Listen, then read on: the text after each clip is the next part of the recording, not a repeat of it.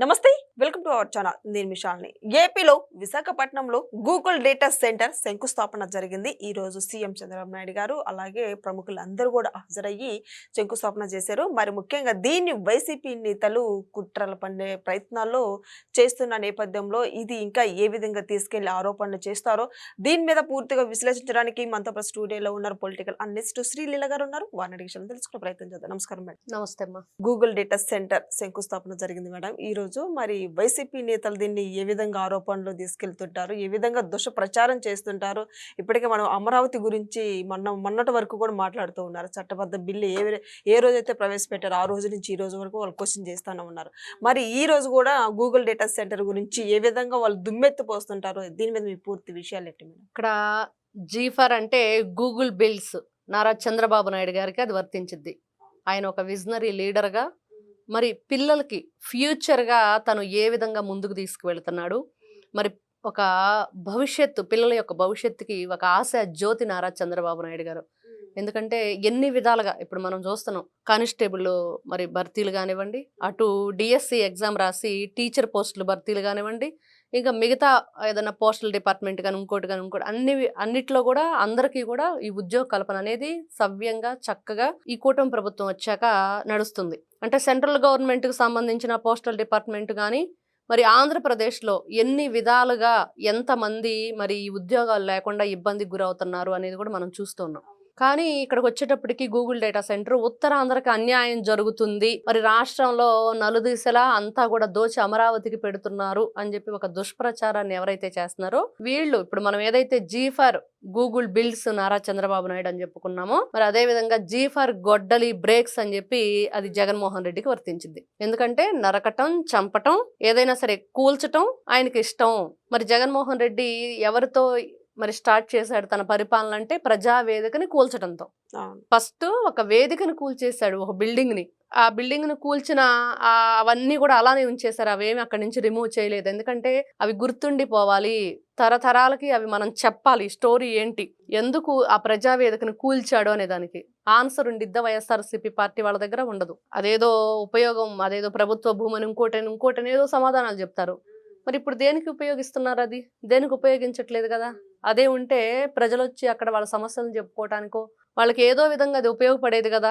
మరి ఈ రోజున జగన్మోహన్ రెడ్డి మరి గతంలో గూగుల్ డేటా సెంటర్ వస్తే ఏదో జరిగిద్ది, ఇబ్బందులు గురైద్ది, పర్యావరణ కాలుష్యం అని ఇంకోటని రకరకాలు చెప్పాడు. చెప్పిన తర్వాత నిజంగా అది రాబోతుంది, ఖచ్చితంగా అది వీళ్ళు అగ్రి అయ్యారు, దానికి సంబంధించిన అన్ని విషయాలు కూడా ఓకే అయిపోయినాయి అని చెప్పగానే అసలు మా అన్నే కదా జగన్మోహన్ రెడ్డే కదా మరి గూగుల్ డేటా సెంటర్ తీసుకురావడానికి కారణం అయ్యాడని చెప్పి మళ్ళీ ప్రచారం. అంటే వాళ్ళ ప్రచారాలు ఏ విధంగా ఉంటున్నాయి, ఫస్ట్ విష ప్రచారం చేస్తారు, తర్వాత మాది ఆ క్రెడిట్, జగన్మోహన్ రెడ్డి క్రెడిట్ అంతా నారా చంద్రబాబు నాయుడు కొట్టేస్తున్నాడని. వినటానికి చాలా అసహ్యంగా ఉంది. జగన్మోహన్ రెడ్డి క్రెడిట్ ఉందా? ఉంటే ఎవరైనా కొట్టేస్తారా? అసలు జగన్మోహన్ రెడ్డికి ఉన్న క్రెడిట్ని ఎవరైనా కొట్టేసే క్రెడిట్ ఏనా అయింది. అంటే జగన్మోహన్ రెడ్డికి ఉన్న క్రెడిట్ ఏంటి? దొంగతనాలు చేయటం, దోపిడీలు చేయటం, మరి బూతులు తిట్టించటం, దాడులు చేపించటం, గొడ్డలతో వేసేయటం, మరి నడి రోడ్డు మీద గొంతుకులు ఏ విధంగా కోసేశారో మనం చూసాం టీడీపీ వాళ్ళవి. మరి అంత దారుణమైన పనులు చేసిన నీ క్రెడిట్ని ఎవరైనా కొట్టేస్తారా? తల్లిని చెల్లిని బయటికి గెంటేయటం, వాళ్ళ దగ్గర నుంచి ఆస్తులు లాగేయటం, వాళ్ళ మీద కేసులు పెట్టడం, నీ తండ్రి ఇక్కడ మన మధ్య లేనటువంటి ఆ వ్యక్తి మీద కూడా అతను ఏం చేశాడు అంటే మరి ఏమనగా ఆ కేసులో వాళ్ళ తండ్రి పేరుని నమోదు చేయటం. ఇప్పుడు ఈ గూగుల్ డేటా సెంటర్ ని దీని వల్ల ఏమి ఉపయోగం అని వైసీపీ వాళ్ళు ఆరాధిస్తారు? ఏంటి దీని మీద క్వశ్చన్? అంటే ఏం ఉపయోగం అంటే వీళ్ళ వల్ల ఏం ఉపయోగం అసలు రాష్ట్రానికి వైఎస్ఆర్సీపీ పార్టీ వాళ్ళ వల్ల ఏమిరా నీ వల్ల ఉపయోగం అని చెప్పి ఆ మూవీలో ఏదో డైలాగ్ ఉన్నట్లుగా వీళ్ళ వల్ల ఏం ఉపయోగం ఉంది వైఎస్ఆర్సీపీ పార్టీ అండ్ జగన్మోహన్ రెడ్డి గారితో సహా? ఏంటి వీళ్ళ వల్ల? ఎవరికైనా జగన్మోహన్ రెడ్డి జే బ్యాచ్ వైఎస్ఆర్సీపీ పార్టీ వల్ల ఉపయోగం ఉందా? వాళ్ళు ఉన్నప్పటి నుంచి మనం చూస్తున్నాం, అధికారంలో ఉన్నప్పుడు ఏం చేశారు, అధికారం కోల్పోయాక ఏం చేశారు, ఈ రోజుకి కూడా వాళ్ళ విష ప్రచారం కానివ్వండి, వాళ్ళ వికృత చేష్టలు కానివ్వండి, వాళ్ళు రాష్ట్రం మీద పడి ఏడ్చే ఏడుపు కానివ్వండి, ఇప్పటికి కూడా అమరావతి గురించి అడ్డగోలు వ్యవహారాలు ఏదో ఒక విధంగా. ఇప్పుడు చూస్తే అక్కడ ఏదైతే సింహాచల అడవుల్ని తగలబెట్టిన దాంట్లో కూడా మరి కీలక పాత్ర పోషించిన పాత్ర ఎవరిదో కూడా ఇప్పుడు బయటకు తీయాలని పవన్ కళ్యాణ్ గారు ఆదేశాలు జారీ చేశారు. అంటే రాష్ట్రంలో ఏ వికృత క్రీడ చేసినా అది వీళ్ళ కేర్ ఆఫ్ అడ్రస్ గా ఉంటుంది, వైఎస్ఆర్సీపీ పార్టీ వాళ్ళ ముద్ర. ఈ రోజున ఏబిఎన్ ఆంధ్రజ్యోతి ఒక జర్నలిస్ట్ ని మరి వేట కొడవలతో నరికి చంపారు అంటే దాంట్లో వీళ్ళ పాత్ర ఉందని చెప్పి న్యూస్ వస్తుంది మనకి ఇప్పుడు.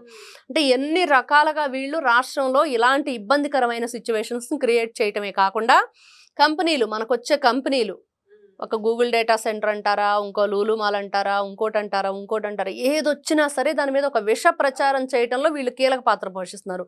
నిజంగా మీరు రాష్ట్రానికి మంచి చేసే వాళ్ళైతే, ప్రజల మేలు కోరే వాళ్ళైతే, పిల్లల భవిష్యత్తు గురించి ఆలోచించే వాళ్ళైతే అలాంటి ప్రచారం చేస్తారా? ఫస్ట్ నెక్స్ట్ మేము 2029లో వస్తాను, నేను మార్చేస్తాను, అమరావతి రాజధాని మార్చేస్తాను, మళ్ళీ ఇప్పుడు గూగుల్ డేటాను కూడా మారుస్తాను అంటాడేమో, మరి ఏమంటారు? ఏదైనా మారుస్తాడు జగన్మోహన్ రెడ్డి. అందుకని ఈయన మారుస్తున్నాడు అంటాడనే ఈయన మార్చేశారు ప్రజలు.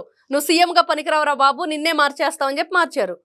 ఇప్పుడు ఈయన ప్రజల్ని ఏ మారుద్దాం అనుకున్నాడు, ప్రజలు ఆయన మార్చేశారు. కాబట్టి ప్రజలు మార్చిన నిన్ను ప్రజలు రానివ్వరు అనేది వాస్తవం.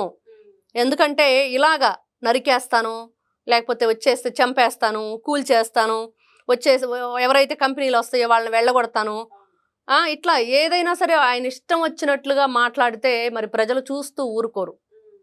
ఏం చేస్తాడు, ఎలా వస్తాడు, ఏం చేయటానికి? ఈ రోజున అన్నీ సక్రమంగా పరిపాలన జరుగుతుంటేనే ప్రజలు 100 రకాల క్వశ్చన్స్ వేస్తున్నారు, ఇంకా ఏదో కావాలి అని. మరి నువ్వు ఏది చేయకుండా వస్తే ఇలా చేస్తాను, మీ బట్టలు ఉడదీస్తాను, సప్త సముద్రాల అవతలన్నా లాక్కొస్తాను, మీ ఉద్యోగాల్లో మిమ్మల్ని ఉండనివ్వను, మీరు రిటైర్డ్ అయిపోయినా కూడా మిమ్మల్ని వదిలిపెట్టను అని చెప్పి మాట్లాడితే మరి ప్రజలు రానిస్తారా? ఇట్లాంటి వ్యక్తులు మనుషులను ఎవరిని కూడా జగన్మోహన్ రెడ్డి ప్రశాంతంగా బ్రతకనివ్వట్లేదు అనేది వాస్తవం. ఇప్పటికి కూడా ఇబ్బందులకు గురి చేస్తున్నాడు. ఆయన ఒక విషనాగు, ఆ విషనాగు పడగలో వీళ్ళందరూ ఉన్నారు. కాబట్టి 2029లో రావటం అనేది కల్లా జగన్మోహన్ రెడ్డి కళ, అది కలగానే మిగిలిపోయింది, అంతే తప్పించి ఆ కళ అయితే నెరవేరదు. చక్కగా ఆంధ్ర రాష్ట్రం అభివృద్ధి చెందుతుంది కూటమి ప్రభుత్వంలో, డబల్ ఇంజన్ సర్కార్గా. ఇక్కడ మరి కూటమిలో బీజేపీ ఏ విధంగా భాగమై ఉంది, సెంట్రల్లో మరి బీజేపీ ఏ విధంగా మరి అగ్రగామిగా ఉంది, వీళ్ళందరూ కూడా కలిసి డబల్ ఇంజన్ సర్కార్గా వాళ్ళ అధికారంలో అక్కడ ఉన్నారు. కాబట్టి మోడీ గారి సహాయ సహకారాలతో ఇటు అమరావతి కానివ్వండి, ఆంధ్ర రాష్ట్రంలో అన్ని విధాలుగా అన్ని వైపులా, అటు రాయలసీమ, ఇటు ఉత్తరాంధ్ర, కోనసీమ అన్నీ కూడా సమతుల్యంగా వీళ్ళు సమానంగా, ఎక్కడా కూడా ఎవరు వీళ్ళు ఎక్కువ తక్కువ కాదు, అన్ని వైపులా అభివృద్ధి జరుగుతుంది.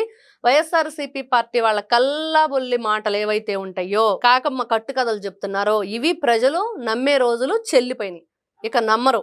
ఈ రోజున తిరిగి వాళ్ళని క్వశ్చన్ చేస్తున్నారు, మీరేం చేస్తారు, చేశారు, మరి మీలాంటి వాళ్ళని మేము నమ్మం ఇక అని చెప్పిన తర్వాత కూడా ఇంకా జగన్మోహన్ రెడ్డి మరి భుజాన గొడ్డలు పెట్టుకొని తిరగటమే.